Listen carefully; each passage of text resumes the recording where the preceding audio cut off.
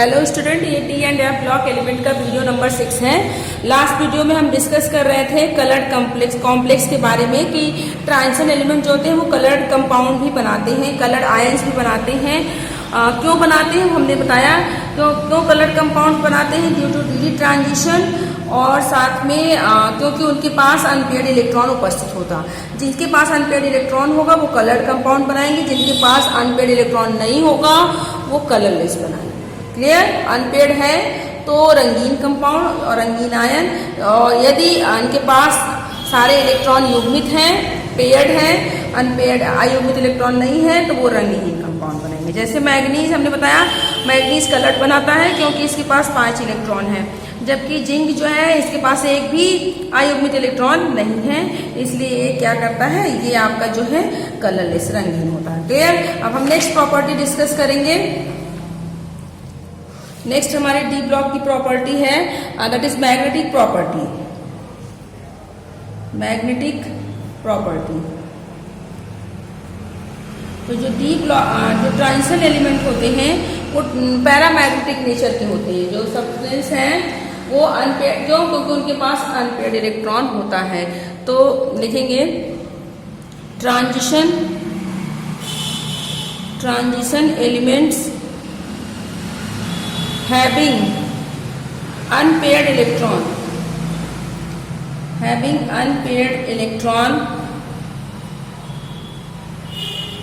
are paramagnetic in nature, clear? तो वो transition element जिनके पास अनपेयर्ड इलेक्ट्रॉन होगा, अयुग्मित इलेक्ट्रॉन होगा, वो पैरामैग्नेटिक नेचर के होंगे। और ऐसे डी ब्लॉक के एलिमेंट या ट्रांजिशन एलिमेंट जिनके पास अनपेयर्ड इलेक्ट्रॉन नहीं है वो डायमैग्नेटिक हैं, वो आपके डायमैग्नेटिक होते हैं, प्रतिचुंबकीय होते हैं। तो elements of d block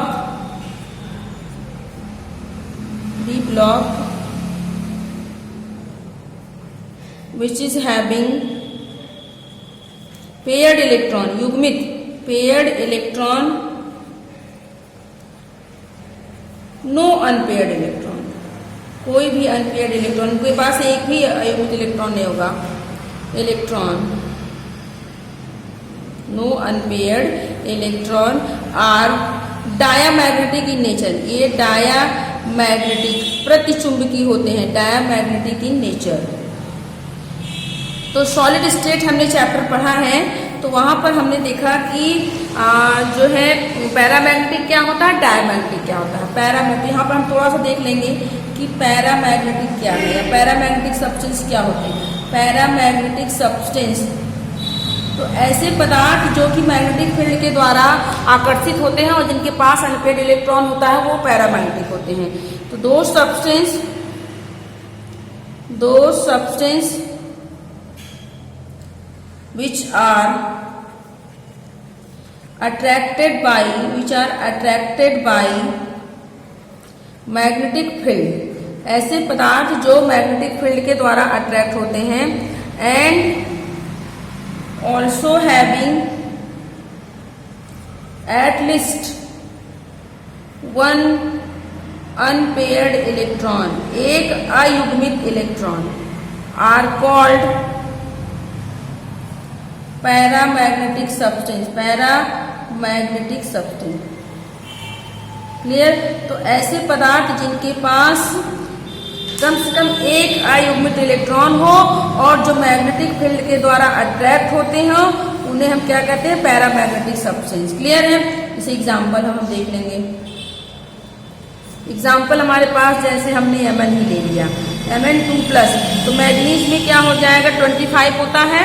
clear है? और Mn2+ को 2 इलेक्ट्रॉन निकल गए, तो इसका इलेक्ट्रॉनिक कॉन्फ़िगरेशन करेंगे तो हमें क्या मिल जाएगा, N4s0 N3d5। तो आप देखेंगे यहाँ पर कि इसके पास कितने अनपेयर्ड इलेक्ट्रॉन हैं, हैविंग 5 अनपेयर्ड इलेक्ट्रॉन, इसके पास 5 अनपेयर्ड इलेक्ट्रॉन हैं, 5 अनपेयर्ड इलेक्ट्रॉन। तो ये कैसा होगा, that's why it is paramagnetic, ये पैरामैग्नेटिक है। यदि अनपेयर्ड ना होता तो ये डायमैग्नेटिक होता। जैसे कि हमारे पास नेक्स्ट है डायमैग्नेटिक क्या होता है, तो ये सब पढ़ा है, यहाँ पे रिपीट हो रहा है। डायमैग्नेटिक, पैरामैग्नेटिक को अनुचुंबकी भी कहते हैं और डायमैग्नेटिक को प्रतिचुंबकी। तो डायमैग्नेटिक क्या होता है, ऐसे पदार्थ, दो सब्सटेंस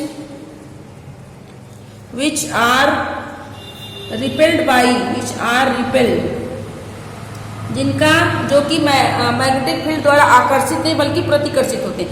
दो substance which are repelled by magnetic field,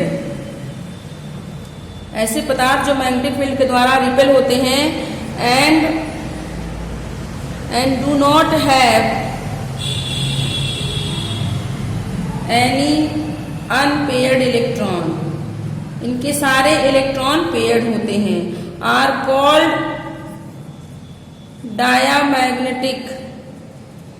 diamagnetic substance. Clear है। जैसे एग्जाम्पल हम ले लेते हैं, कहने का सिंपल सा मतलब है कि ऐसे पदार्थ जो मैग्नेटिक फील्ड के द्वारा प्रतिकर्षित हो और जिनके पास एक भी अयुग्मित इलेक्ट्रॉन ना हो, उन्हें हम क्या कहते हैं, डायमैग्नेटिक। क्लियर।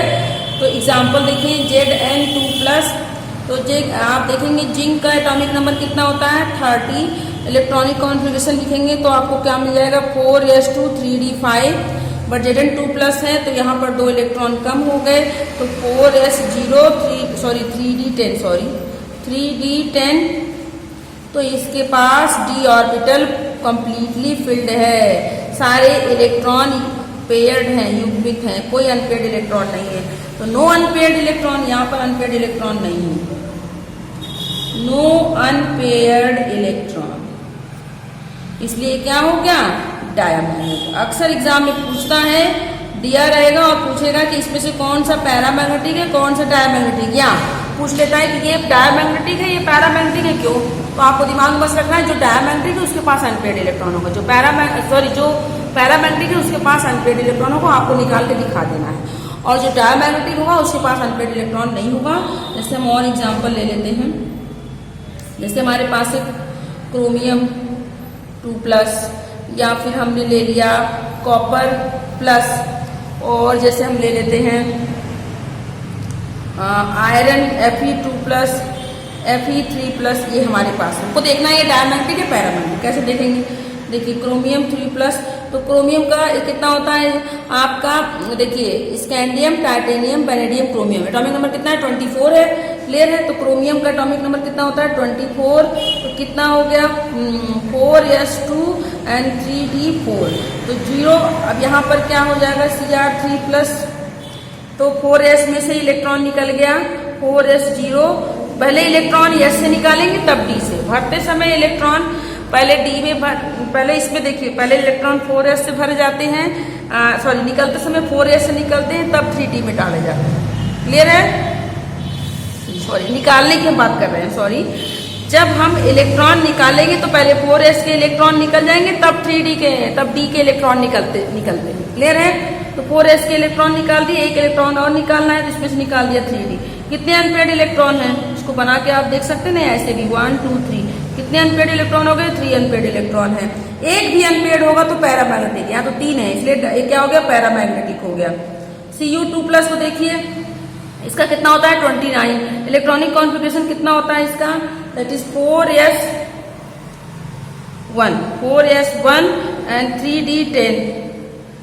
क्लियर है। तो अब क्या हो गया, 2+ है तो यहाँ पर 0 हो गया, यहाँ पर 0 हो गया, और साथ में एक इलेक्ट्रॉन और निकाल दिया, यहाँ पर 9 हो गया। तो 9 हो गया, इसका मतलब अनपेयर्ड इलेक्ट्रॉन होंगे 1 2 3 4 5 6 7 8 9। तो एक अनपेयर्ड इलेक्ट्रॉन है, तो ये आपका पैरामैग्नेटिक है। इसी तरीके से Fe2+, तो इसको भी देख ले, 4s0 एंड 0 हो जाएगा एंड 3d6। कितने अनपेयर्ड, 1 2 3 4 5 6, कितने अनपेयर्ड हो गए, 4 अनपेयर्ड इलेक्ट्रॉन। तो जितने भी अगर एक भी अनपेयर्ड है तो पैरामैग्नेटिक, अगर यदि नहीं है तो डायमैग्नेटिक। क्लियर। अब हमने आगे देखेंगे एक चीज और, इसमें होता है मैग्नेटिक मूवमेंट निकालने के लिए एक फॉर्मूला है, मैग्नेटिक मूवमेंट। तो मैग्नेटिक मूवमेंट को म्यू से रिप्रेजेंट करते हैं, and mu is equal to formula है n ब्रैकेट में n+2 यूनिट होती है इसकी बोर मैग्नेटॉन Bm और मैग्नेटॉन शॉर्ट में बोलते हैं, मैग्नेटिक मूवमेंट निकालने का। अब देखिए n क्या होता है, number of unpaired electron, unpaired अयुग्मित इलेक्ट्रॉनों की संख्या, जितने अनपेयर्ड इलेक्ट्रॉन होंगे उसको यहाँ पर रख देंगे तो म्यू हमारा निकल जाता है। क्लियर, आगे बात समझ में। नेक्स्ट हम प्रॉपर्टी डिस्कस करेंगे, हमारी प्रॉपर्टी है that is catalytic property. Catalytic property ये क्या होती है, देखिए तो ट्रांजिशन एलिमेंट जो है वो कैटलिस्ट बनाते हैं। तो catalytic property of transition element क्यों होती है वो हम देखेंगे। Transition element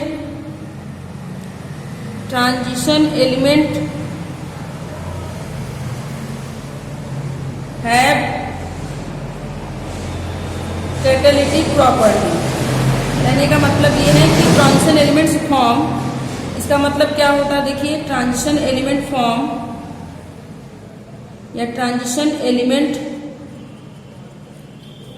behave as catalyst.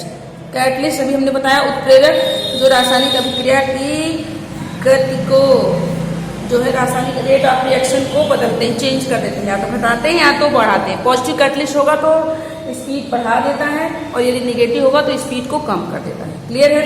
तो रीजन देखिए भाई क्यों कैटालिटिक प्रॉपर्टी शो करते हैं ट्रांजिशन एलिमेंट। तो ट्रांजिशन एलिमेंट जो है कैटालिटिक प्रॉपर्टी क्यों शो करते हैं, क्योंकि देखिए because they have variable oxidation state. तो रीजन सिंपल से यहाँ पे लिख देंगे, because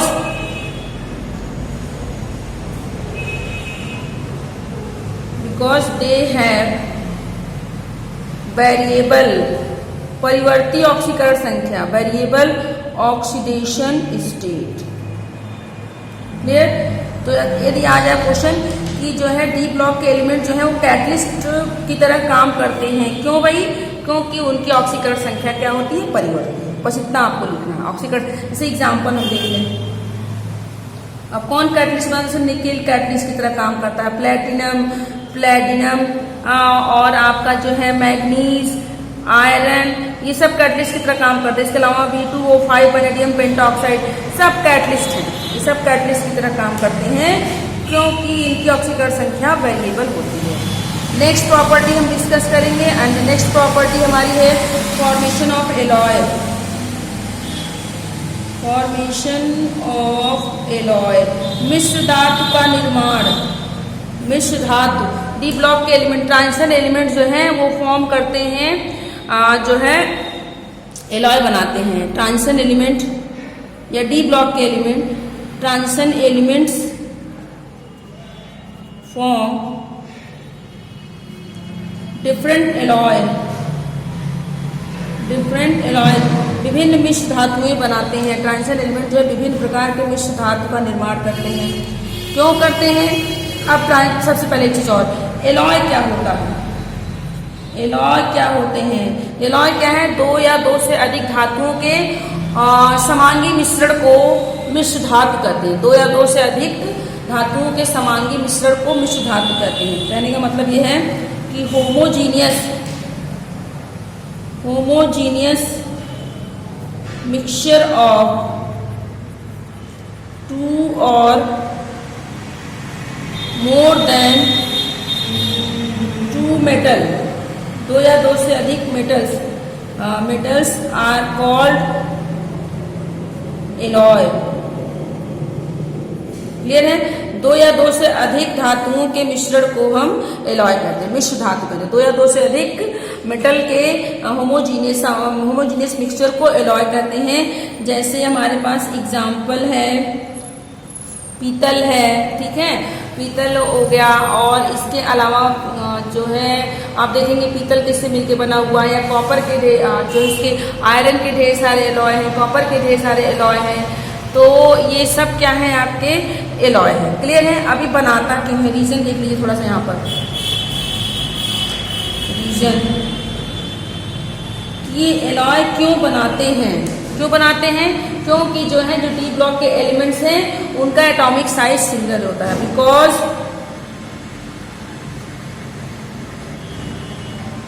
because the D block elements have almost similar atomic size. Clear है? समझ में आई बात? तो डी ब्लॉक के एलिमेंट्स जो हैं एलॉय बनाते हैं। क्यों बनाते हैं? क्योंकि उनकी साइज लगभग सिमिलर है। क्लियर है? मोनल मेटल है, क्वार्ट्ज मेटल है, और सब जैसे कॉपर है, और जो है गोल्ड है, सिल्वर है, कॉपर है, जिंक है, कॉपर है, टीन है, ये सब आपस में मिल जाए तो एलॉय बन जाता। क्लियर है? तो एलॉय है सारे मिश्र धातु का निर्माण। नेक्स्ट प्रॉपर्टी हमारी है interstitial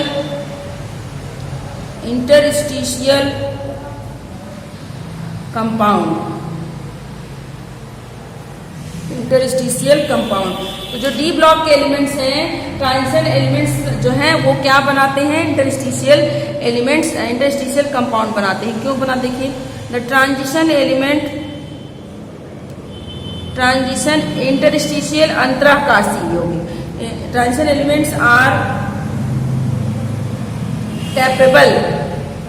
capable of entrapping smaller atoms of other small elements such as hydrogen, carbon and nitrogen in the interstitial sites in their crystal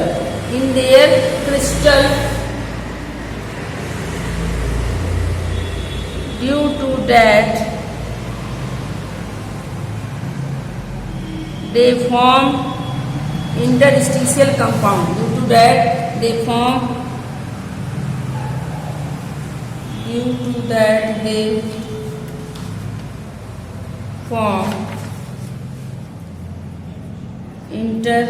interstitial compound. ठीक है, इसको आप समझेंगे। ये लास्ट प्रॉपर्टीज की डी ब्लॉक के एलिमेंट्स जो हैं वो इंटरस्टिशियल कंपाउंड बनाते हैं। क्लियर? अंतराकाशी यौगिक का निर्माण करते हैं। क्योंकि जो डी ब्लॉक के एलिमेंट्स के जो क्रिस्टल हैं उसमें क्रिस्टल में जो क्रिस्टल लैटिस हैं उनके अंदर इतनी क्षमता होती है कि वो छोटे आकार के एटम जैसे कि हाइड्रोजन, कार्बन और नाइट्रोजन को अपने अंदर वो ट्रैप कर लेते हैं। अपने अंदर जो है उनको वो आकर के उसके अंदर बॉन्ड बना लेते हैं। क्लियर? डी ब्लॉक के एलिमेंट्स के क्रिस्टल में इतनी क्षमता होती है कि वो जो है छोटे आकार के एलिमेंट्स को अपने अंदर बॉन्ड बना लेते हैं। उनके अंदर जो छोटे छिद्र होते हैं उसमें जा करके छोटे आकार के एलिमेंट्स बॉन्ड बना लेते हैं और इस तरह से अंतराकाशी यौगिक बन जाता है। यानी उनके बीच में जो अंतराकाश है इंटरस्टिशियल स्पेस में, उसमें जा करके छोटे एलिमेंट्स जो है बॉन्ड बनाते हैं। इस वजह से वो इंटरस्टिशियल कंपाउंड बनाते हैं। तो ये हो गए हमारे डी ब्लॉक एलिमेंट्स की सारी प्रॉपर्टीज। तो इन सबको याद रखेंगे। कौन कौन सी प्रॉपर्टी आप याद रखेंगे थोड़ा सा यहाँ पर देख लीजिए और उसके रीजन आप याद रखेंगे। सबसे पहले सबसे इंपॉर्टेंट आप याद रखिएगा मैग्नेटिक प्रॉपर्टी। बताया हमने बहुत कुछ आपको बताया है, पर आप याद रखेंगे मैग्नेटिक प्रॉपर्टी क्यों शो करता है, किसकी वजह से शो करता है।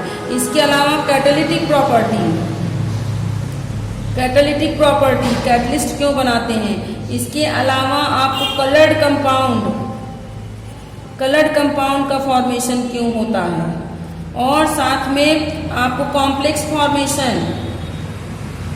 फॉर्मेशन कोऑर्डिनेशन कंपाउंड क्यों बनाते हैं, सबके रीजन आप याद रखेंगे। इंटरस्टिशियल कंपाउंड क्यों बनाते हैं, क्लियर है। और एलॉय क्यों बनाते हैं, एलॉय फॉर्मेशन, एलॉय क्यों बना रहे हैं, क्योंकि एटॉमिक साइज सिमिलर है। वेरिएबल ऑक्सीडेशन स्टेट, इनकी ऑक्सीकरण संख्या वेरिएबल क्यों होती है, क्लियर है। ये सब आप याद रखेंगे। ये सारी चीजें आपको याद रखनी है।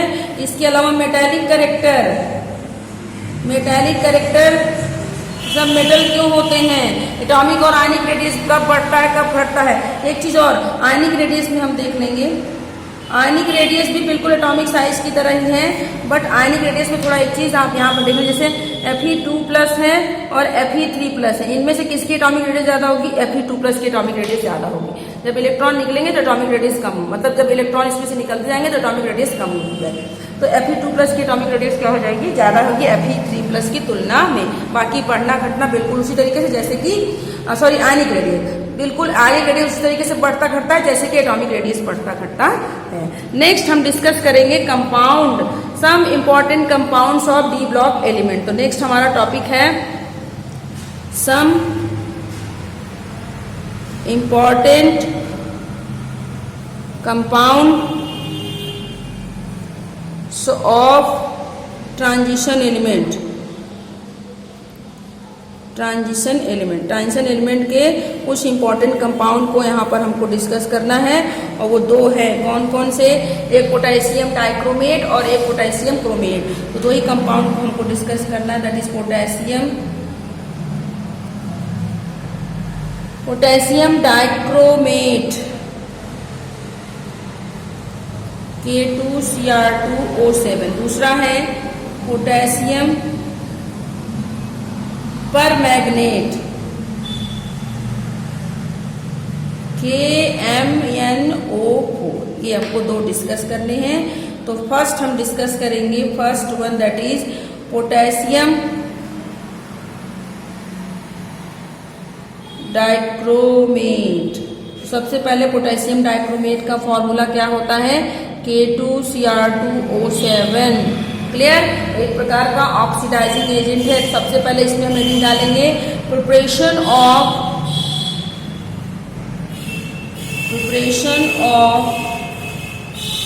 K2Cr2O7, पोटेशियम डाइक्रोमेट का निर्माण। तो पोटेशियम डाइक्रोमेट का निर्माण किसके द्वारा होता है, K2Cr2O7 इज प्रिपेयर्ड बाई, हर जगह फॉर्मूला लिखेंगे ताकि याद रहे, potassium dichromate is prepared by chromite ore. Formula इसका आप लिख लेंगे यहीं पर, FeCr2O4 क्रोमाइट ओर के द्वारा बनाया जाता है इन रिवर्बरेटरी फर्नेस। क्लियर, तो ये क्रोमाइट ओर के द्वारा बनाया जाता है रिवर्बरेटरी फर्नेस में। क्लियर, बात समझ में आ गई। अब हम आगे देखेंगे इसका preparation step by step in next video.